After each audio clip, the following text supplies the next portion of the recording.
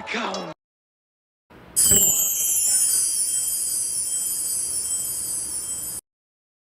Welcome to the Omniverse of Nick and the finale to What If Clara Survived. Before we get into it, be sure to check out the Omniverse's homepage, where our channel mascot Omni will direct you to the Discord, both Google Docs, as well as everything else the Omniverse has to offer, along with smashing the like button, subscribing to the Omniverse of Nick, sharing the Omniverse around and turning on all Omniversal notifications, and commenting future requests and expectations in the comments section. With all that said, let's begin. We open up where we ended off last time, with Clara reacting the most hard-hitting of all, just like Rick and maybe Michonne in this timeline, to Carl's death and the aftermath beginning to play out. Gavin's death due to Henry, Aaron and Enid trying to get Oceanside on their side to fight, Negan figuring out Simon's beginning to betray him, and Simon proving it by killing Jadis's people. Rick and Michonne, or maybe even Clara and Rick, it doesn't really matter who would go, if it'd be all three, one of the two. They see what happened at Jadis's, trash place. Negan figuring out the gut plan to use against Hilltop to wipe them out. Simon trying to plan a mutiny and go about it all his way and do all that stuff. And then Tara about to be hit by the arrow that Dwight's planning on not being lethal. But since they don't know that because Tara wasn't hit yet, Noah sees that Tara is in trouble. And just like Amy and her story, having been saved by everybody, and then trying to save everybody in the end with fighting Beta, and just like Glenn and Tyrese did for him, Noah makes a gut-felt decision and pushes Tara out of the way, getting the arrow lethally into his heart and killing him. So Tara's never going to know that Dwight didn't mean for it to be lethal, and now she still wants revenge against Dwight for Denise. Meanwhile, Gabriel is figured out to be getting more and more sick and tries to escape, but he still remains with the Saviors for now. Then we get the whole Georgie thing, and that plays out the exact same way. Rick has an encounter with Negan, flames up Lucille, except it's not going to be all about Glenn this time, so he's not going to be as angry, but that anger is unified to its kind of canon point by the fact that Carl is dead. So, yeah, pretty much the same encounter overall, which was an awesome one. Negan's then captured by Jadis, who lets Negan go, and Negan finds Laura on the road and returns back to the sanctuary. Meanwhile, the whole Hilltop Tobin virus thing with the guts is dealt with. Unfortunately, Noah being one of the casualties. And Alden and all the other Saviors who, were actually good, still stay with the group. Rick and Morgan go after the remainders and kill them all. Daryl and Rosita kidnap Eugene, but he manages to escape. Rick begins to make his way back, sees a helicopter, and that whole thing. And Clara tells Rick it's time to read Negan the letter, or, she just might. And since it's Clara, it's way different because of their relationship dynamic. Meanwhile, Ezekiel, Carol, and Henry have their whole thing, and that all goes the same. Negan kills Simon for his betrayal, and Dwight's betrayal is figured out by Laura's return. And Clara is the one, this time, who reads the letter to Negan about Carl, but Negan is still steadfast in killing all of Rick's people. And then we get the whole encounter at the end of Season 8, but Eugene still betrays the Saviors and, rigs their guns. Rick and Negan have one final encounter, with Rick wanting them to save Negan after slashing him with a piece of glass. But this time, Maggie and Daryl are not going to fight against Rick to keep Negan alive, because, I feel like a broken record here, he did not kill Glenn. Yes, you could argue that Abraham's death would cause Rosita to lash out, but she didn't in canon, so why would she here? So overall, even if everybody would disagree, no one would be crying or feigning outrage. So honestly, it's dealt with a lot smoother. So the only one that I could really feel is maybe Rosita or something like that. It's really not a big deal. Then Daryl and Tara let Dwight go after Dwight so badly, apologetically feels remorse because he was trying to make a non-lethal hit on Tara. He never meant to kill Noah. And he feels now even worse after Denise, after Daryl, after this. But they still let him go and say if he ever comes back, they'll kill him. Find Sherry and finish it. So, yeah, they let him go. Season 9 is introduced, and Clara has the baby that she had. And it's a girl. So, Judith and this girl, who Clara decides to name, with Rick also agreeing, Clarissa, because it's the first part of Clara's name, and honestly, Clarissa for Rick and Clara would be freaking beautiful, in my opinion. So there's no RJ here. So yeah. And then we get the whole DC thing, and Ken getting bit and dying, Maggie and Gregory having their encounter, and Gregory about to be hung. But this time, since Rick is a much lighter person, and the whole Glenn death wasn't due to Negan, and, he has 2 kids and everything that he actually knows about in this timeline, it's much different from when he sees Maggie about to do this, and he tells her to stop. And like I said, Rick is a much lighter person. Clara was one of the pieces left of Officer Friendly that whenever she died and killed herself, it was almost just fully full of darkness. Yes, he still did bite Joe's throat out. He still has done bad things.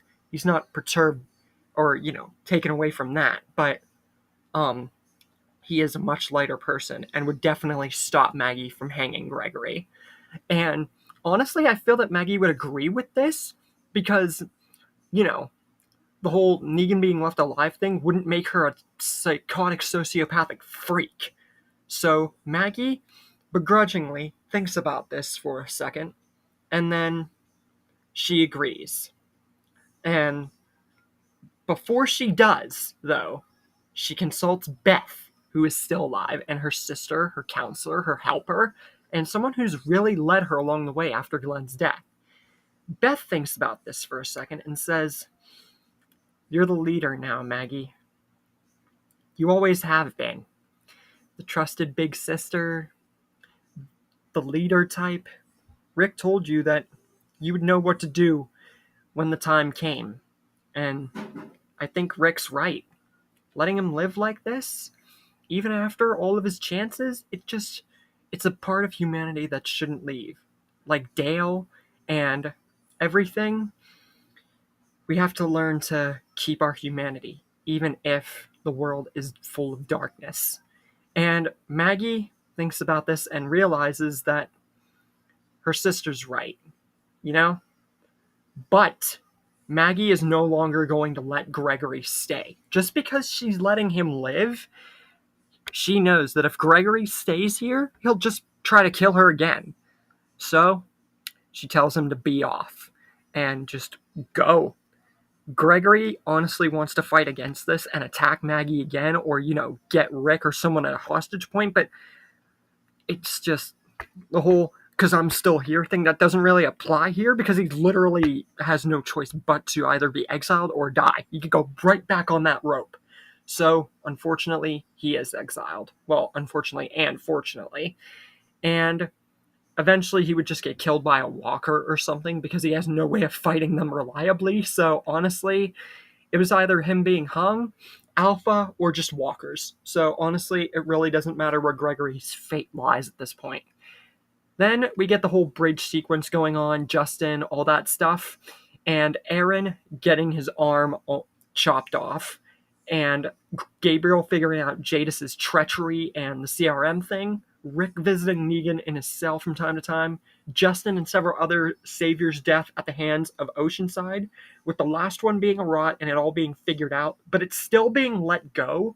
Much more, like, Maggie and Daryl wouldn't be too, thrilled about it because of what's going on, but, even though Glenn didn't die to the Saviors, they would still let it happen because the whole, like, Abraham thing and, like, the whole deal with the Saviors, it's just, I think that they would just let it go. Either way. But since there's no Rick, Daryl, or Maggie Quarry, and Maggie's not going to go to Alexandria to, like, kill Negan or anything, but she still doesn't exactly want to be there, there wouldn't be the whole diversion, there wouldn't be the argument, there wouldn't be anything like that. But Daryl would still have problems with the Saviors joining. It just wouldn't be, like, that whole deal. But Rick knows he's got to blow up the bridge, so he goes off on his own, and then he gets to the point where he's about to blow up the bridge in a much different way this time. He thinks about Lori, and he thinks about Clara, and he fires at the bridge, and it blows up. After that, the entire story begins to progress the exact same way. Just because of this, Alpha and the Whisperers make themselves known, and it all leads up to the Pike scene with the same exact victims as in canon. And unfortunately, this would be where our lead, the main girl, the main person who lifted this story into maybe not that many changes, but a different feel for the story. Our main lead, Clara, would meet her end at the hands of Alpha and the Whisperers. Eventually, Michonne would find Virgil and realize that Rick is alive. And so, for Clara, for Judith, for Clara's other child, Clarissa, and the fact that she really, she hates to say this, especially because after Tyrese died, she really had feelings for Rick. So with all that boiled together, it not being the true love mission like it was in canon, but Michonne and Rick do meet, and Michonne goes to save Rick and the ones who live. Even with Beth and a few other characters living, the story wouldn't be able to change that much at all after Rick's departure. But Michonne would find him. They would officially get together. RJ would maybe start to get bored, and a new love circle would begin for the Grimes family. And Clara would always be remembered through her daughter, through Michonne going to save Rick, and through the canon storyline resurfacing, as we finally would get to see what would happen if Clara survived. So, the story of Clara ends. Now, I know a lot of you are probably expecting a different part of this character. Something that I would do way differently than just make her a love interest for Rick Grimes. But honestly, Clara wasn't just a person to help Rick with his humanity and the last little bit of officer friendly that was left.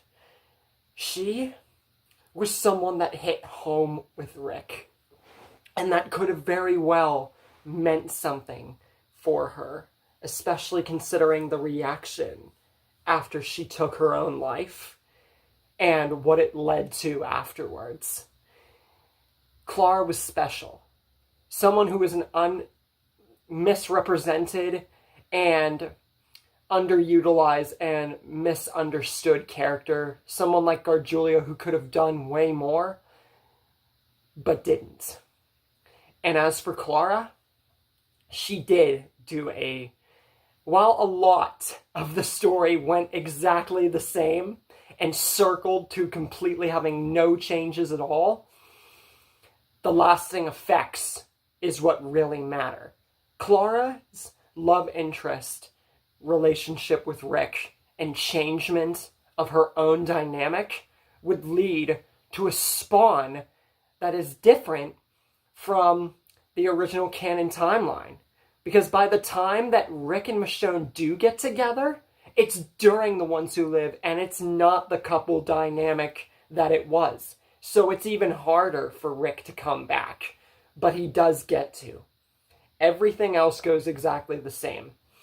The only lasting effects that Clara had was up until Noah and Tyrese were no more. They were the lasting effects that really set in the tone for everything. Because Clara, like characters like Amy, characters like Gargiulo, characters like there are a lot of characters that don't have lasting effects. Amy, barely anybody survived from in canon. For Gargiulio, it really came down to what happened next. And honestly, with Clara, Season 8 was the closing act into Season 9, what would lead into what would happen from Rick and Clara's characters from there. Because she was already pregnant. And I could have done Rick Grimes Jr. or, something like that. But like all my other stories, especially what the episode you're about to see, closing the Walking Dead Carsverse with Thunder, I have done far too many guys for the Grimes family. So I wanted to make Clara's role in this story much more than just a character, and much more than just a love interest. A truly monumental character. So Clarissa, that is top tier freaking thinking for that dynamic for Clara. And by the time they would return, Judith and Clarissa would greet them, and Rick and Michonne would be the ones to fully complete the Grimes family with Michonne's entrance after Tyrese died back in Season 7. And as for Jessie being a lone love interest and just being alive, she most likely, like Sam, would get killed by the Whisperers, like I said. They were just around to really help Clara. After Rick didn't get with her, there wasn't really a direction for her character, so I kind of just left her as a side necessity. And as for Noah, for those of you who saw that I did way more with Noah than I ever did, even though I've had him, multiple others like the Sophia McQueen and Madison Rick stories live for super long periods of time just to be side characters, you might be wondering why I did this with Noah.